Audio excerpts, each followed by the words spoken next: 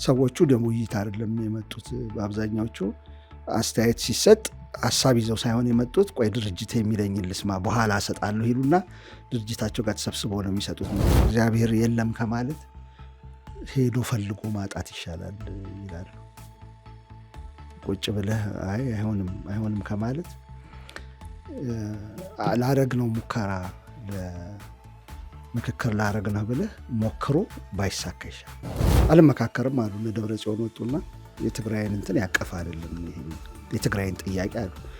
እሺ የትግራይ ጥያቄ ያላቀፈ ከሆነ በፖለቲካ ይፈታ ወይ ሌላ ነገር ወይ ደግሞ በጦርነት አሁን ሰሞኑን እየዛቱ ነው። በጦርነት ከሆነ በጦርነት ምክክር ኮሚሽኑን የማየው ባዶ ከሚሆን ምንም ነገር ከማይሆን ለምን ጦርነት አለ በፖለቲካ የሚፈታ ችግር አለብኝ እኔ አልመካከርም ያለ ቡድን አለ። ስለዚህ እስከ መቼ እንጠብቅ? ጦርነቱ እስኪጨርስ እንጠብቅ? ብሔራዊ መዝሙር ላይ አንግባባ? ሰንደቁ ተነስቷል። አሁን ሰንደቅ ዓላማው አረንጓዴ ቢጫ ቀዩ መደቡ ላይ ብልጽግና አልደራደርም የሚል ሀሳብ አቅርቧል። አልደራደርም ማለት ከዛ ውጭ ሀሳብ ከመጣባችሁ ረግጣችሁ ውጡ ከስብሰባ።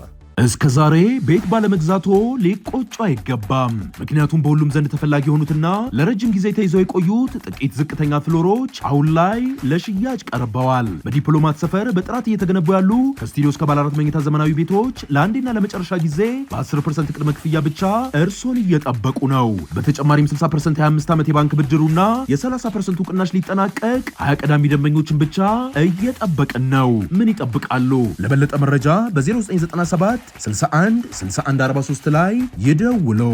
አክብሮታዊ ሰላምታችን በያላችሁበት የዓለም ዳርቻ ይድረሳችሁ። የተወደዳችሁ የአንድ አፍታ ሚዲያ ቤተሰቦች ከአንድ አፍታ ወደ እናንተ የሚደርሱ የአንድ አፍታ ትንታኔ ዝግጅታችን ተጀምሯል። እንደተለመደው ከአማረ መኮንን ጋር በወቅታዊ ጉዳዮች ላይ አብረን ሀሳቦችን እያነሳን እንቆያለን። እናንተም እንግዲህ በምናስነሳቸው ሀሳቦች ላይ የራሳችሁን የግል አስተያየታችሁን በታች በሚገኘው የሀሳብ መስጫ ሳጥኑ ላይ በማስቀመጥ አብራችሁ እንድትቆዩ ግብዣችን ነው። አሚጎ እንኳን ደህና መጣ። እንኳን ደህና ቆይ።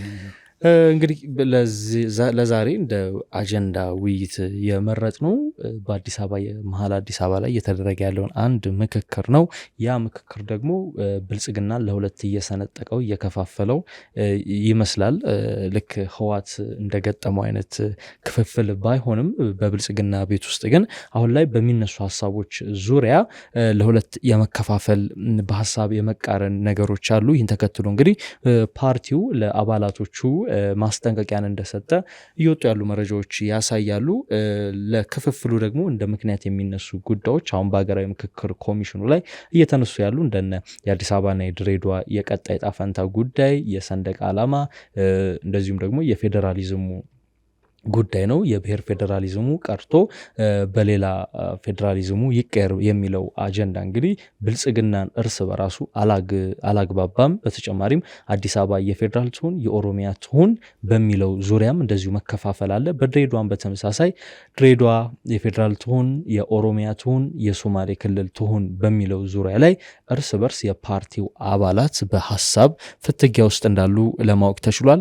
እነዚህ ሀሳቦች እንግዲህ በሀገሪቱ የፖለቲካ ማዕቀፍ ውስጥ እንግዲህ ትልቅ አይነት ለውጥ ሊፈጥሩ የሚችሉ የሀገሪቱንም የፖለቲካ ጉዞ ወደ ሌላ አቅጣጫ ሊወስዱ የሚችሉ ናቸው። ምናልባት እዚህ ላይ ውሳኔዎች ተወስነው ያ ውሳኔ መሬት ላይ ይወርዳል አይወርድም የሚለው ጉዳይ ራሱን በቻለ አከራካሪ ጉዳይ ቢሆንም ማለት ነው። ስለዚህ እዚህ ጋር የተነሱ ሀሳቦችን እስቲ እናያቸው። በተለይ ከአዲስ አበባና ከድሬዳዋ ጋር ተያይዞ ያለውን ነገር በብልጽግና ላይ ክፍፍል የፈጠሩትን ጉዳዮች እንዳንሳሚጉ መጀመሪያ ሰሞኑን አነጋጋሪ ነው ይሄ ጉዳይ።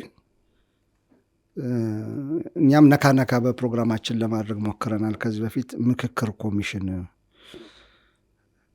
ላይ ከፍተኛ ቅሬታ ነበር። ደጋፊዎች አሉት፣ ቅሬታዎች አሉት።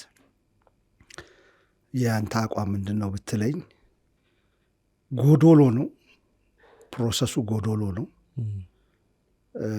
ምክንያቱም ጦር ይዘው በጠመንጃ ነው መንግስት ምንጥለው ብለው የገቡ ኃይሎች አሉ። አሁንም ሚናቅ ቁጥር የሌላቸው ማለት ነው። ከፍተኛ ድጋፍ ያላቸው አንዳንዱ ዲፋክቶ ስቴት የመሰለ እንደ ትግራይ ከፌዴራሉ የመነጠል ምልክት የሚያሳይ፣ በአማራ ክልል ከፍተኛ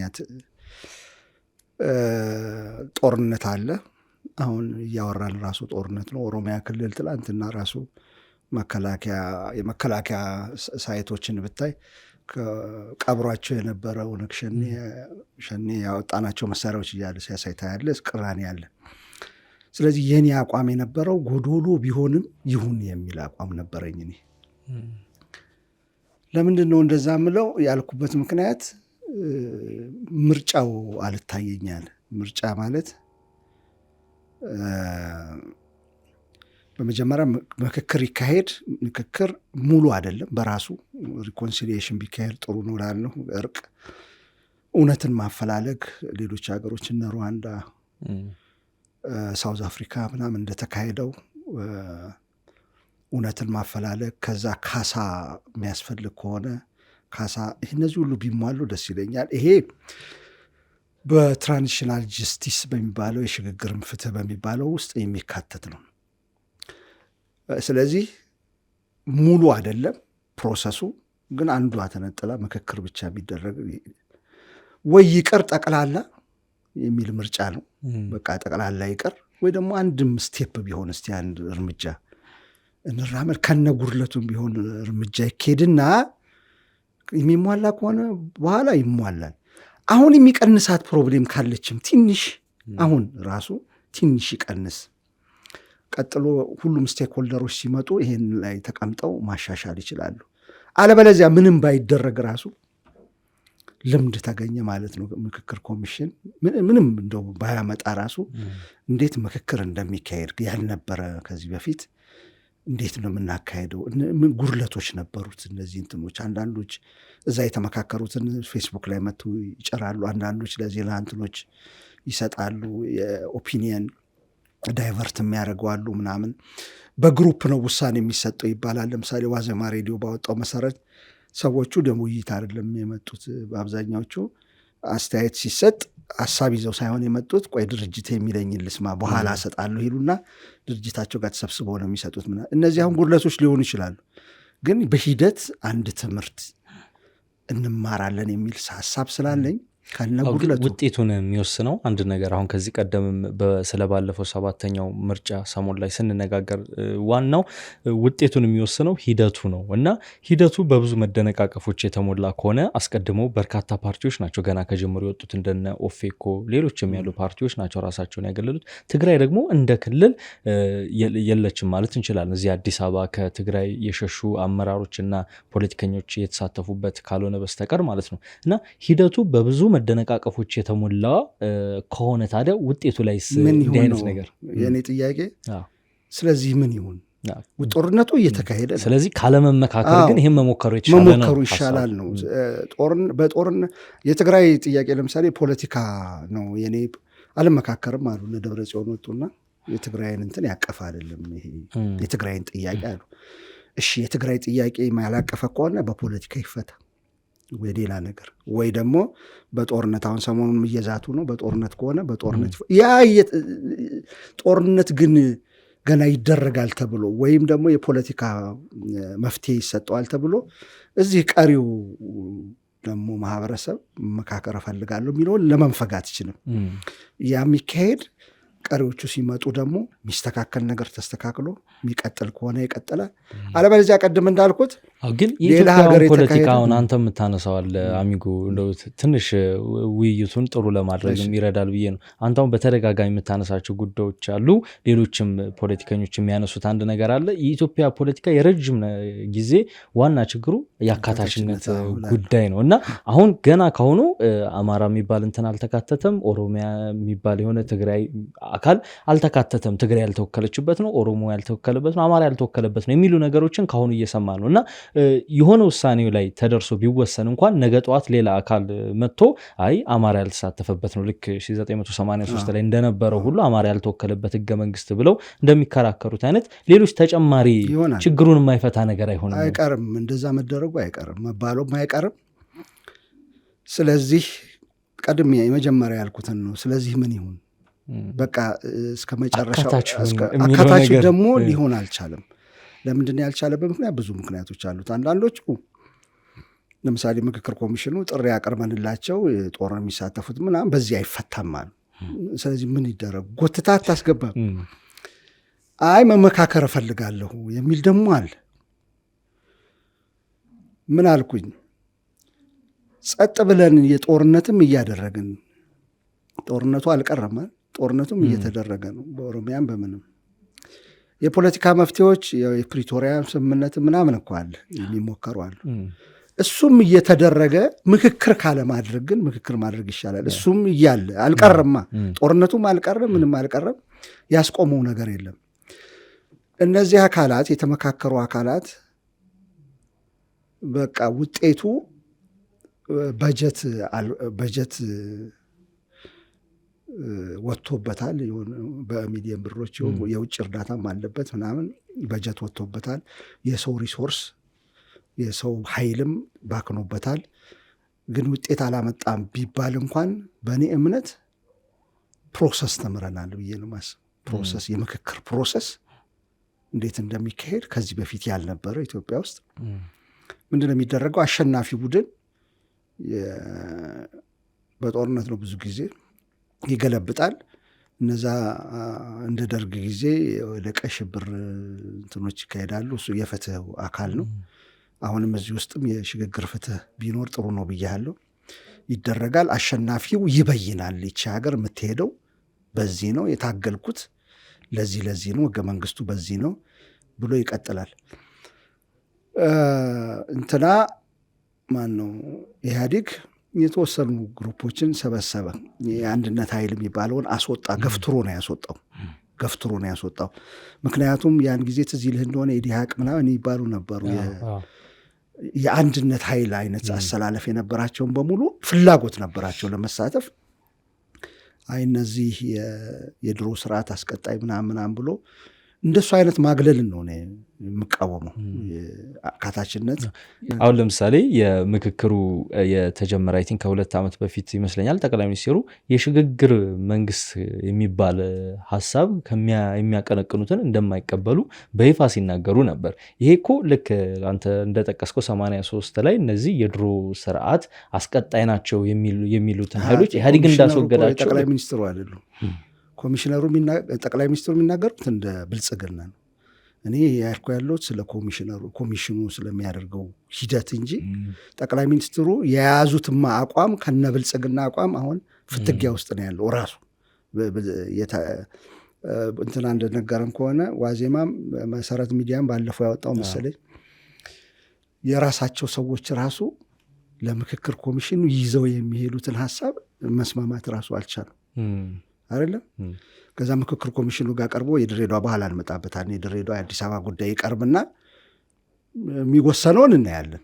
ግን ብልጽግና ራሱ ሀሳቡን ይዞ እየቀረበ ነው። እዛ በጣም ንጹህ ነው ንጹህ አይደለም፣ እዛ ክርክር ውስጥ መግባት አልፈልግ። አሁን የኮሚሽኑ ግን ቢያንስ ውስጥ ያሉ ሰዎች ማስጠንቀቂያ የብልጽግና ሰዎች ማስጠንቀቂያ ተሰጣቸው ከተባለ የራሳው የብልጽግና ሰዎች የተለየ አቋም ይዘው መጥተዋል ማለት ነው። እዛ በብልጽግና ውስጥ ራሱ ከዛ አቋም የተለየ ደግሞ ያላቸው አሉ። እርስ በርስ ይፋተጋሉ ማለት ነው። በይሄን አቋም እንዳታራመዱ። ለምሳሌ አዲስ አበባ የኦሮሚያ ትሁን የአማራ ትሁን ወይስ የፌዴራል ትሁን በሚባለው ውስጥ ብልጽግና ክፍፍል አለ። ይሄን ብልጽግና ውስጥ የተሳተፉ ሰዎች ናቸው የተናገሩት። ይሄንን ይዘው ምክክር እንዲመጡ ነው ፍላጎት የኔ እንጂ ብልጽግና ኮሚሽነሩን የሚጫል ምናምን ከሆነ ፕሮሰሱ ውጤቱ ብጡም አመርቂ አይደለም የሚሆነው። ግን ገና እንደጀመርኩ እንዳልኩት ከባዶ የሆነ ነገር ይሻላል ባይነኝ ሁልጊዜ። ይሄ ባዶ ግማሽ ብርጭቆ ሲያይና ሙሉ ብርጭቆ ሲያይ እንደሚሰማ አይነት ኦፕቲሚስት ነኝ እኔ። ምንድን ነው ከባዶ የተወሰነ ነገር። ሁለተኛ በኢንክሪመንታል ቼንጅ ነው የማምነው። ብዙ ጊዜ ኢንክሪመንታል ማለት በመንግስታትም አብዮት ብዙ ጊዜ አይመቸኝም። ተፈጥሮዬ ነው ወይ ደግሞ እንትኔ ነው ትምህርቴ ይመስለኛል። እኔ የስነ ህይወት መጀመሪያ የተማርኩት ስነ ህይወት ነው። በኋላ ወደ ሌላ ሄድኩትና ዝም ብዬ በአጭሩ ለመግለጽ ያህል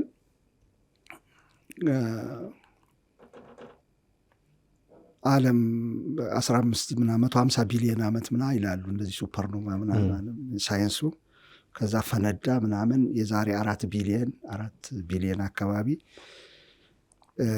ፎርም እየሆነ እየተመቸ መጣ አየሩ ምናምን ይላሉ። 3.5 ቢሊየን ዓመት አካባቢ የመጀመሪያዋ ሴል መሳይ ነገር ሴል ህዋስ መፈጠር ጀመረችና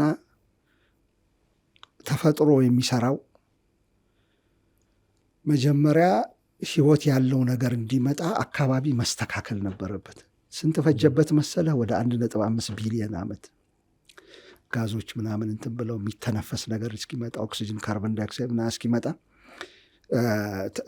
ተገፎ እነዚህ ኦዞን ምናምን የሚባሉት በቃ በጣም ውስብስብ የሆነ ሂደት ተሄዶ ላይፍን የሚደግፍ ህይወትን የሚደግፍ ነገር እስኪመጣ ድረስ ወደ 1.5 ቢሊየን ሲያመቻች ተፈጥሮ ሲያመቻችን የቆየው።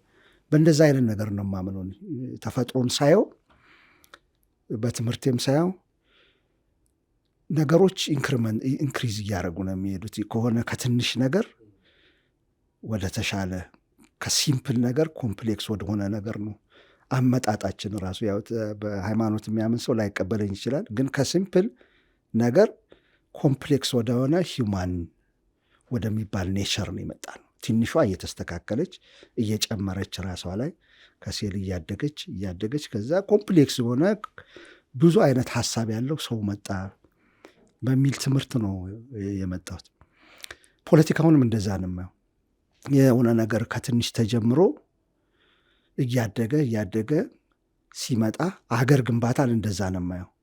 ስህተቶች ከስህተቶች እርማት ከቴዎድሮስ ከዮሐንስ ሚኒሊክ እያስተካከሉ ከዛ ኃይለ ሥላሴ እያለ ትምህርት ቤት ካልነበረ በምንም በቴዎድሮስ ጊዜ ሚኒሊክ ትምህርት ቤት ሲከፍቱ፣ ከዛ ኤሌክትሪክ ምናምን መንገድ ካልነበረ መንግስቱ ሲሰራ አገር እንደዚህ እያለ ነው የሚገነባው። ፖለቲካውም ሲገነባ እንደዛ ነው።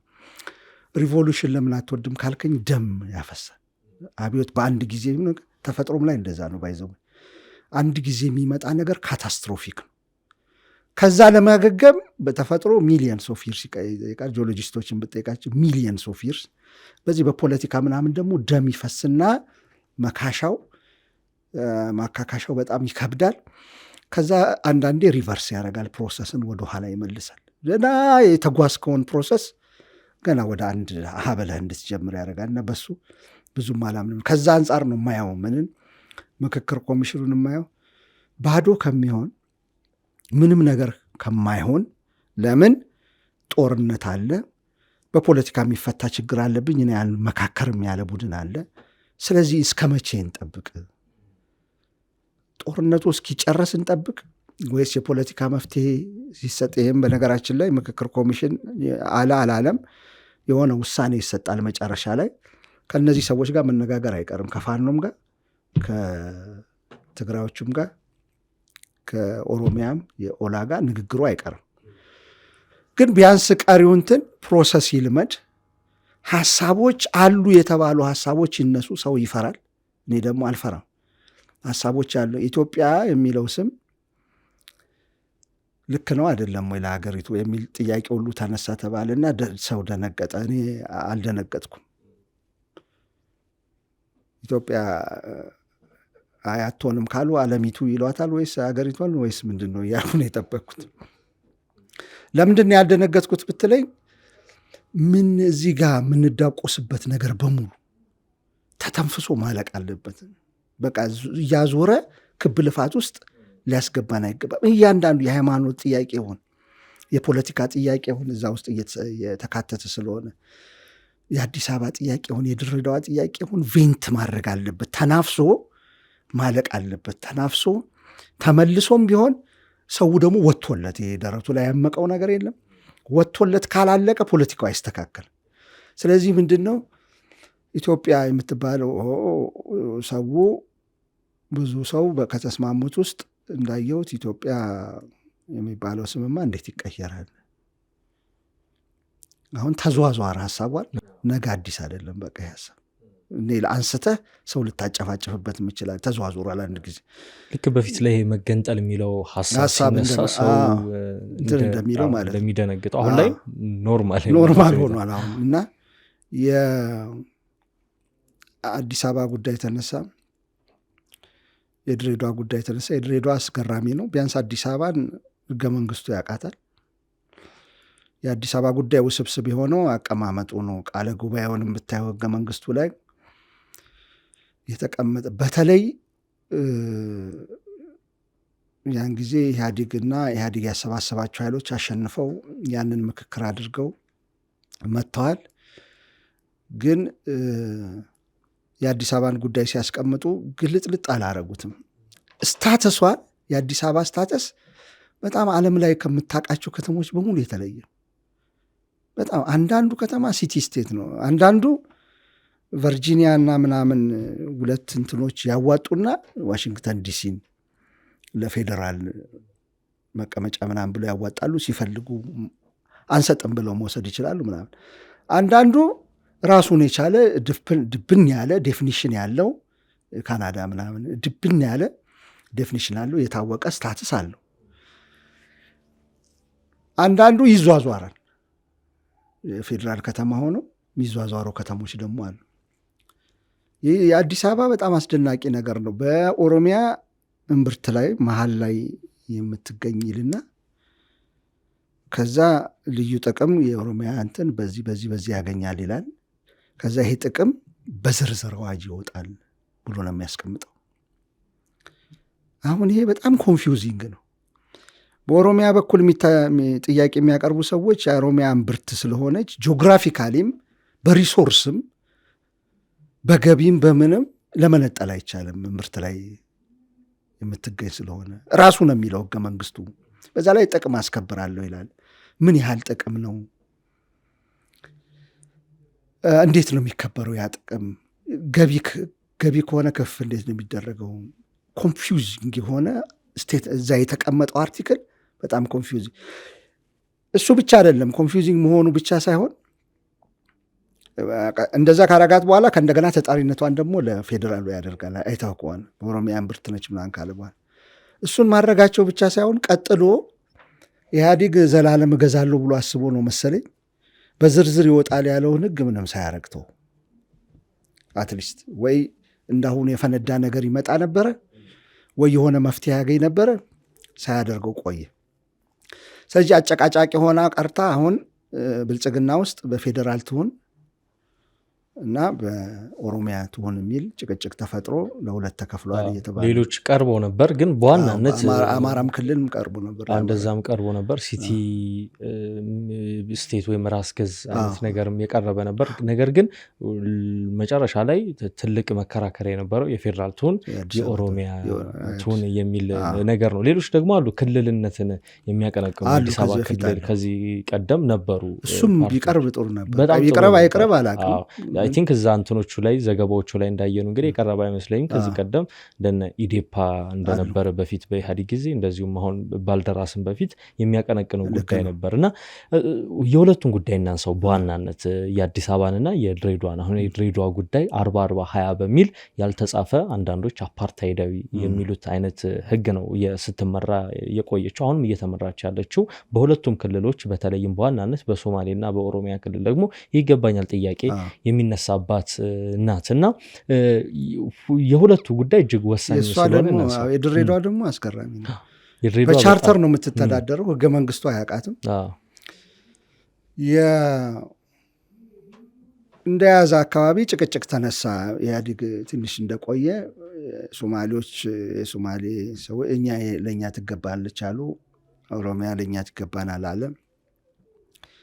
ብዙ ቦታዎች ኢትዮጵያ ውስጥ እንደሚቀርቡት ጂኦግራፊና ታሪክ ናቸው ብዙ ጊዜ የሚቀርቡት። በዚህ ጊዜ እኛ ነበረች፣ በዚህ ጊዜ እኛ ነበረች ነው። እነ መለስ ዜናዊ ጊዜያዊ መፍትሄ ማድረጋቸው ነበር ቻርተር። ከዛ ወደ ዋና አይነት ጥናት ተደርጎ ምን ተደርጎ እልባት ለመስጠት ነበር። ተሻሽሏል፣ ግን ምንም መፍትሄ አልተሰጠም እስካሁን ድረስ የድሬዳዋ ነገር። አሁን እንደዚህ የተንጠለጠለችውን ነገር እሷንም ወደ ፌዴራል የማምጣት ይመስለኛል አሁን ደግሞ የተደረገ ያለው ምክክር የተደረገ ያለው ብልጽግና አይ ቲንክ እሱን ይፈልገዋል የሚል አለ። እሱም ላይ ጭቅጭቅ ተነስቶ ነበር መሰለኝ ከሶማሌ ተወካዮችም ከኦሮሚያ ተወካዮችም ተነስቷል። ፍጭቱ ጥሩ ይለይለት እንደዚህ ሀሳቡ መንሸራሸሩ በራሱ እሱ ነው ትልቁ ነገር። እንደዚህ ተደብቆ ውስጥ እየተብሰለሰለ ወይም ደግሞ ሞብ እያስነሳ የሆነ ጊዜ እንትን ሲል እንዳልተነሳ ነገር አዲስ ሀሳብ አስመስልህ አምጥተህ ሞብ እያስነሳ መንደሮችን እያቃጠልክ ምናምን ወይም ደግሞ አንዱ ልዩ ኃይሉን ምናምን አስነስቶ እዚህ ጋር ባቢሌ አካባቢ የኔ ነች እያለ እንትን ከሚልበት ያንሳ፣ የሶማሌውም ያምጣ፣ የኦሮሚያም ማምጣ፣ የፌዴራል መንግስቱም የብልጽግናም የራሱን ሀሳብ ይያዝ። እዛ አካባቢ ያሉ ነዋሪዎችም እንዴት እንደተወከሉ አላቅም፣ ግን ሀሳባቸውን ያስቀምጡ፣ ይለይለት። እዛ ጋር ከለየለት በኋላ በእርግጠኝነት በዛ ያቆማል ማለት አይደለም። እንትኖቹ በዛ የመጨረሻ መፍትሄ ይኖራቸዋል አይደለም፣ መነሻ ግን ይኖራል። በኋላ ኦብነግ ተነስቶ በጦርነት ይይዛለሁ ሲል አይ ይሄን እኮ የማን ትሆን የሚለው ህዝቦች ተወካዮቻቸውን መርጠው አንተ አልሳተፍም ብለህ ህዝቦች ተወካዮቻቸውን መርጠው በትክክል ከሆነ ፕሮሰሱ ማለት ነው እዚህ ደርሰናል። በጦርነት ከሆነ የጦርነት መቀጠሉ አይቀርም፣ ግን ይሄ ፕሮሰስ ተካሂዷል ከዚህ በፊት ለመፍታት ነበር የተሞከረው። እዛ ላይ አልሳተፍም እኔ በጦርነት ነው መፈታለሁ ካልክ ብሎ መግጠም ራሱ ፍትሐዊ ይሆናል። ጦርነት መግጠም ራሱ ፍትሐዊ ሙከራ ካረክ በኋላ የሆነ ነገር ለመፍታት ጦርነት መግጠም ይሻላል ካለመሞከር፣ ምንንም ካለመሞከር ማለት ነው። በዛ እኔ በተፈጥሮ በዛማ መሰው እኔ በፖለቲካም እንደዛው ነው። በትንሹ መሞከር ይሻላል ካለመሞከር የምል ሰው ነኝ። ባይሟላ እንኳን ፕሮሰሱ ቀጥሎ ይሟላል። ቀጥሎ የሚመጣው እንትን እየጠገነው ቀጥሎ የሚመጣው እየጠገነው ይሄድና አንድ ቀን ጥሩ አይነት እንትን እንይዛለን። በነገራችን ላይ ዓለም ላይ የዓለምን ታሪክ ነው ባዮሎጂ ቅድም አነሳው እንጂ ብታየው አንዳንዱ ህገ መንግስት ለምሳሌ የሁለተኛው ዓለም ጦርነት ሲያልቅ የጀርመን ህገ መንግስት ሌሎች ሀገሮች ናቸው የጻፉት። አሸናፊዎቹ ነው የጻፉት፣ የጀርመን እንትን አይደለም። ምንድን ነው የዛን ጊዜ ለምን ተጫነብኝ ምናምን ብለህ ማታረግበት ጊዜ ነበረ። አቅሙ አልነበረም። ጀርመን ደቃለች፣ ተሸንፏል ፓርቲው፣ ናዚ ፓርቲ። እንደ ሀገር ለመቆም የአሜሪካም የራሽያም ኢስትና ዌስት የሚያስፈልግበት ጊዜ ነበር። የሆነ መንግስት መመስረትና ፈንክሽናል መሆን ነበረበት።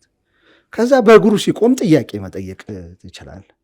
ይሄ ህገ መንግስት የጀርመን እንትን ያማከል አይደለም፣ ይህን አሜንድ ማድረግ ያስፈልጋል፣ ይህን ማውጣት ያስፈልጋል። እግርህ ከቆመ በኋላ በዛን ማምነው በአንድ ጊዜ ሁሉም ነገር እንትን አይልም።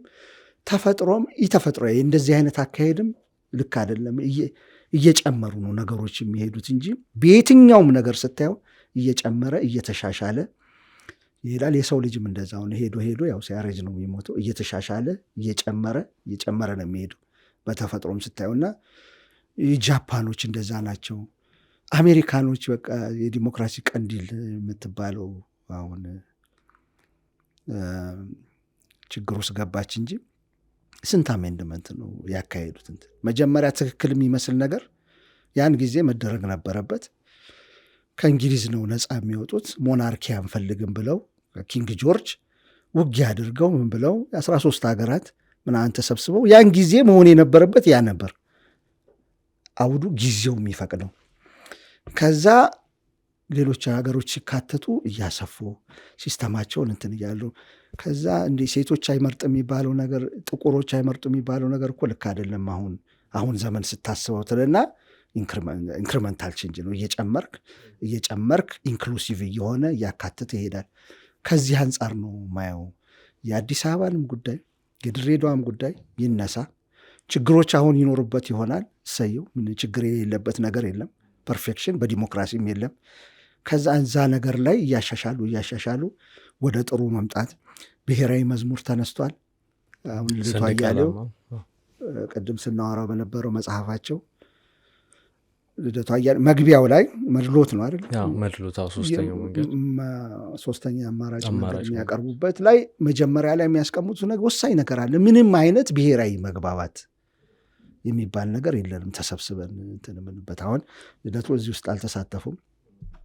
አብይ ተቃዋሚ ናቸው። የራሳቸው አመለካከት ሊኖረው ይችላል። የዚህን ራሱ ፕሮሰስ እሳቸው በሰላማዊ ትግል ይሄን መንግስት አስወግዱ ማለት ነው ምርጫቸው። ግን እዛ ላይ የሚያቀርቡት አንድ ሀሳብ ምንድን ነው?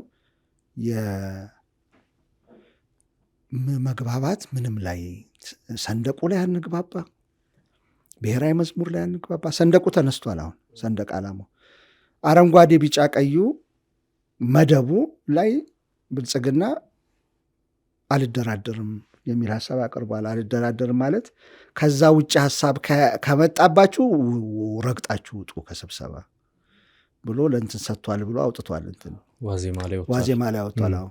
ረግጣችሁ ውጡ፣ እኔም አልደራደርም በመደቡ ላይ እንደ ግል ነው የማወራው። ተሳታፊ አይደለሁም። እንትኑ ምክክሩ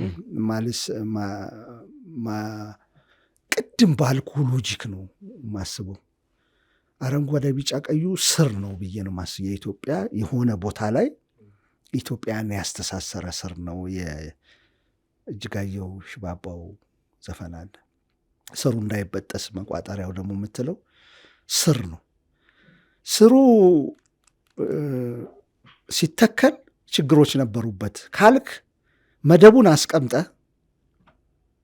ማሻሻል ነው። ቅድም እንዳልኩ ነው፣ ኢንክሪመንታል ነው አልኩ አይደለም። ነገሮች መደቡን ታስቀምጥና ይሄ እንደ ሀገር አንድ የመጣንበት ነው፣ አድዋ የዘመትንበት ነው፣ ሶማሌ ወራሪ እንትን ሲባል የዘመትንበት ነው፣ የኤርትራ ወረራ ጊዜ እንዳውም ሙጡ ምናምን እየተባለ ክርክር እዛ ላይ አገር የመከትንበት ነው፣ ማይጨው ላይ የተዘመተበት ነው፣ ያስተሳሰረ ነው ሀገሩን። በዚህ ባንዲራን የተጠራው ይሄ ስር ነው።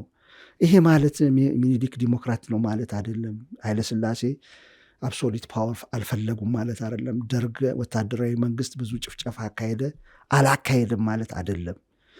ስለዚህ ምን ታደርገዋለህ? ስሩ የኢትዮጵያን ሕዝብ ያስተሳሰረ እንዳለ መደቡ። ከዛ ምን እዛ ላይ ምን ቢጨመርበት ቅድም ያልኳት ማለት ነች። ስሩ እንዳለው ምን ቢጨመርበት እዛ ይሻሻላል፣ አሁን ወዳለ ነው አንድ ላይ ያመጣናል የሚለውን ተቀየረኩ። በሞናርኪው ጊዜ በንጉሠ ነገሥታዊ ስርዓት ጊዜ ሞአንበሳ ነበር፣ የሰለሞን ስርወ መንግስት ምናምን ስለነበር አለ። በነገራችን ላይ ከዛ በፊትም ሌላ ነበር፣ ልሙጥ ሆኗል። ከዛ ደግሞ ሞአንበሳ ሆኗል። ከዛ በኋላ የደርግ ጊዜ ሁለት አይነት፣ አንድ የፓርቲው አርማ ይቀመጥበት ነበር፣ እንደ ስቴት ደግሞ የሚቀመጥበት ነበር። የዛን ጊዜ የነበረውን ሁኔታ የሚገልጽ ነው። ከዛ ኢህአዴግ ሲመጣ በ5ቷ ጊዜ ልሙጡ ነው የተጠቀመው። ባይዘው ሰዎች እንዳይረሱት በ5ቱ ዓመት ሕገ መንግስት እንትን እስኪል ድረስ ኢህአዴጎች ብልጥ ነበሩ። ለምንድነው ብልጥ የነበሩት? እነ መለስ ዜናዊ መጥተው መንግስት ጥለዋል። ቀሪውን ህዝብ የሚያስተሳስር ምልክት ከየት ታመጣለህ? ቀሪው ህዝብ የሚያውቀው ኢትዮጵያን በሙሉ ሲያስተሳስር የቆየ ብጠለው እንኳን አንዳንዱ ቢጠለው እንኳን ምን ታመጣለህ? ምን አይነት ባንዲራ ታመጣለህ? ከዛ በፊት ህዝብ የሚያውቀው ከዛ በፊት የዘመተበት ከዛ በፊት ቀበሌ ምናምን ተሰልፎ የገዛበት በየትምህርት ቤቱ በልጅነቱ የዘመረበት የሚያውቀው ባንዲራ ነው። ስለዚህ ቀጥሎ መገዛው እኔ ነኝ ብትል እንኳን መገዛው ይሄን ህዝብ ነው ስትል የሚያስተሳስረውን ነገር ማምጣት አለብህ። ስለዚህ ምን አረገ? መደቧን ብቻ አስቀመጠ። እንትኑን አነሳና ኢህአዴግ መደቧን ብቻ አስቀመጠ። አብረ የምታመጣው ለምክክር በዚህ ባንዲራ ስር ስለሆነ ማለት ነው። የሚያውቀው እሱን ነው ህዝቡ። ካመጣ በኋላ የብሔር ብሔረሰቦችን የሚወክል ነው ይሄ ኮከቡን፣ ጮራውን፣ እኩልነትን ምናምን ብሎ መሀል ላይ ያደረገበት፣ እሱም ተመካከርኩ ብሎ ነው ያደረገበት። አሁን ችግር የለብኝም ብልጽግና ብሏል። እሱ ራሱ ቢቀጥል ሌሎች ደግሞ ሌሎችን አማራጭ አምጥተዋል። ግን ሎጂኩን አስተውሉ። ሎጂኩ ምንድን ነው? ቀደም ያልኩ ነው። ነገሮች ከሆነ ነገር መጀመር አለባቸው። ከመደብ ከስሩ ከአረንጓዴ ቢጫ ቀይ ትጀምራለህ። የሆነ ቦታ ላይ ትጀምርና ከዛ ተጓደለ ስትል ያንን እያሟላህ ነው የምትሄደው። እዛ ሳው ኔቸር ወርክስ ከተፈጥሮ ጋር የተጣላ አይደለም። ይሄ እያንዳንዱን ነገር ብታየው ከዚሁ ጋር የሚሄድ ነው። ለፖለቲካ ደግሞ ማይሆንበት ምክንያት የለውም።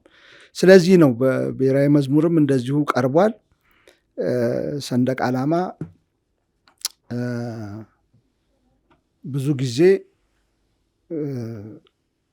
በሶሻል ሚዲያ ታግዬበታለሁ። ይሄንን ታግዬበታለሁ ሴንስ የጠመንጃ ትግል ሳይሆን ምን ማለት እንደሆነ አረንጓዴ ቢጫ ቀይ አንፈልግም ምናምን ሲሉ ምን ማለት እንደሆነ እኔ ከኦሮሞ እኔ ከአማራው እኔ ከትግራዩ ጋር የሆነ የሚያስተሳስረኝ ነገር ምንድን ነው በምልክት ደረጃ። ከዛ የተወሰነ እንትን ነው ካልክ እንትን የሚለው የሆነ ነገር ይጨመርበታ ማለት ይቻላል እኮ ይጨመርበት። ግን መነሻ የሆነ ነገር ያስፈልጋል። የአሜሪካ ባንዲራም እንደዛ አይደለም። እንትኖቹ እየበዙ ነው የመጡት ሀገር እንትን ሲል አይደለም እየጨመሩ የመጡት። የሌሎችም ሀገሮች እንደዛ ነው። ህንድ ነፃነቷን እንትን ስታደርግ ቁጭ አሉና የህንድን ህዝብ ሁሉም ባይሆን እያንዳንዱን ሚሊዮን ቆጥረህ እያንዳንዱን ቤት አትችልም፣ በጣም በአብዛኛውን ነገር የሚያስተሳስረው ነገር ምንድን ነው ብለው ነው ሰው። ምክንያቱም በእንግሊዝ ቀኝ ግዛት ነው የኖሩት፣ የራሳቸው ነገር የላቸውም። እነ ኔሄሩ በኋላ ፓኪስታን እንትን ያለው የፓኪስታን መሪ የሆነው ከጋንዲ ጋር በኋላ ከመቃቃራቸው በፊት የጋንዲ ቡድን ቁጭ ብሎ ምንድን ነው ማድረግ ያለብን ምልክት። ከዛ እንዲህ የሚያዳውራት አይታል እኛ ሀገር ነጠላ መሰል እሱ የመላው የህንድ በአብዛኛው ህንድ ባህል ነው። እሱን እናስቀምጥ እንደ ምልክት ብዙ ሰው ያሰባስብልናል ካሉ በኋላ ነው አሁን መደቡ ምናምን ቀጥሎ እየመጣ ሴምቲንግ ኢትዮጵያ ውስጥም ኢህአዴግ የሚያደረገው ከዛ በፊት ያሉ መሪዎች የሚያደረጉት ምንድን ነው? ይህንን ሁሉ ህዝብ የሚያሰባስብልን ጠቅላላ ህዝብ ለአንድነት የተነሳው መቼ ነው? አድዋ ላይ ነው ተጠርቷል። አገር ተከላከልና ተብሎ መላው ህዝብ ማለት ይችላል። ከኢትዮጵያ የደጃች ገብረ እግዚአብሔርን መጽሐፍ ማንበብ ይችላል። ከሚኒሊክ ጦር ጋር አብረው የዘመቱ ናቸው። ከመላው ቅሩ እየተባሉ የቀሩ ካልሆኑ በስተቀር እዚህ ከፋ ብላን ጭቃ ነበረ ክረምቱን እንትን እንዳይሉ እዛው በኩል ጠብቁ ተብለው በጅማ በኩል እና አባጅፋር ያው እንትኑን ልከው ልብሶቹን ምናምን ልከው ድንኳኖቹ መትከያ ምንድን ነው የሚባለው መጋረጃዎቹን ምናምን ጨርቅ፣ ያን ጊዜ ጨርቅ እዛ አካባቢ ስለነበረ ከአረብ ሀገርም የሚመጣ እሱን ልከው ወታደሮች ልከው የቀሩ አሉ በዛ በኩል ጠብቁ ተብለው። ግን በመላ ኢትዮጵያ ነው እንቅስቃሴ የተደረገው። የዛን ጊዜ ምንድን ነው ህዝቡን አንድ ላይ ያመጣው ብለህ ታስብና አሁን ቀጥሎ የምሰራው አገር ቀጥሎ ምክክር የማደርገው የሆነ ነገር ላይ ቆሜ ነው። የሆነ ነገር ላይ ለመቆም ያስተሳሰረን ነገር ስር መፈለግ አለብኝ ስትል ነው የሚመጣው። በዚህ ነው ብዙ ጊዜ ሶሻል ሚዲያ ላይ እንትን ስል የነበረው። ጂጂም ስትዘፍን በጣም ከምወዳቸው ዘፈኖች አንዱ እንዳይበጠስ ስሩ እሱን ታቆምና ስሩ ላይ ምን ይጨመርበት?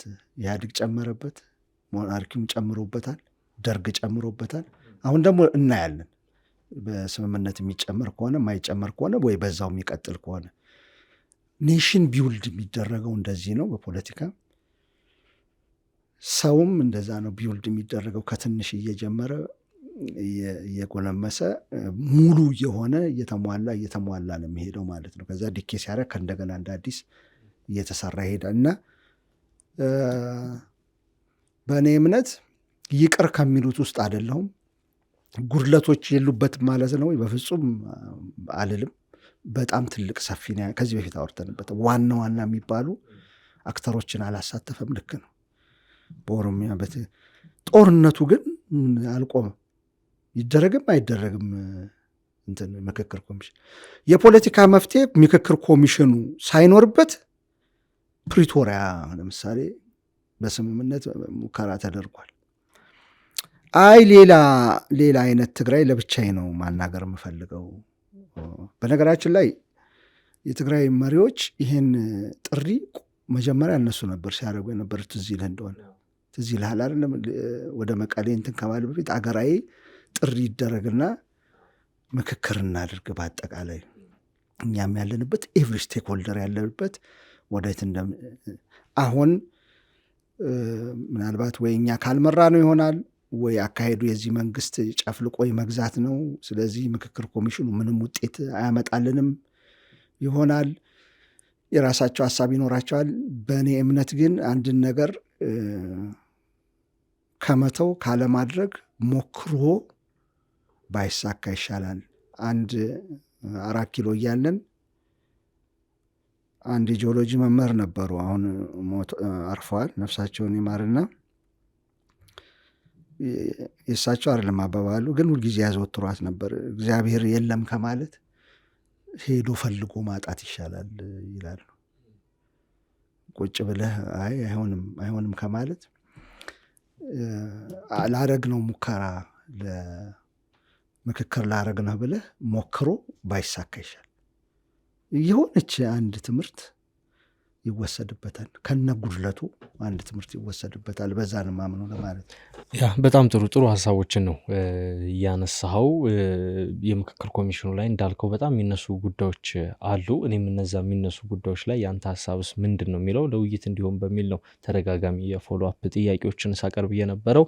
ለክርክርና ለውይይት የቀረቡ ጉዳዮች እጅግ ወሳኝ ናቸው። ላለፉት ዓመታት ያላግባቡንና ቅራኔ ሲፈጥሩብን የነበሩ ጉዳዮች ከመሆናቸው አንጻር አሁን እየተደረገ ያለው ማህበራዊ ድረገጾች ላይ የሚወጡ አርቲክሎችን የሚጽፉ አሉ፣ የሚያወጡ አሉ። እንደ ውይይትም የሚያደርጉ አካላት ቢኖሩም ግን ከጉዳዩ ከአጀንዳዎቹ ክብደት አንጻር ግን ከዚህ በላይ የውይይት ርዕስ አጀንዳ መሆን የሚገባው እንደሆነ እናምናለን። ለዛም ነው የዛሬው አጀንዳችን አድርገን የተወያየንበት። በቀጣይ ደግሞ ሌሎች የሚነሱ ጉዳዮች አሉ። በጣም በርካታ የእያንዳንዱ ኢትዮጵያዊ ህይወትና አኗኗር የሚወስኑ ጉዳዮች አሉና እነሱ ላይ ሰፋ ያሉ ውይይቶች እናደርጋለን። ዛሬውን ግን እዚህ ላይ እንቋጫ። የተወደዳችሁ ተመልካቾቻችን እንግዲህ የዛሬው ትንታኔ ዝግጅታችን ይህን ይመስል ነበር። አብራችሁ ስለቆያችሁ እናመሰግናለን። መልካም ቆይታ።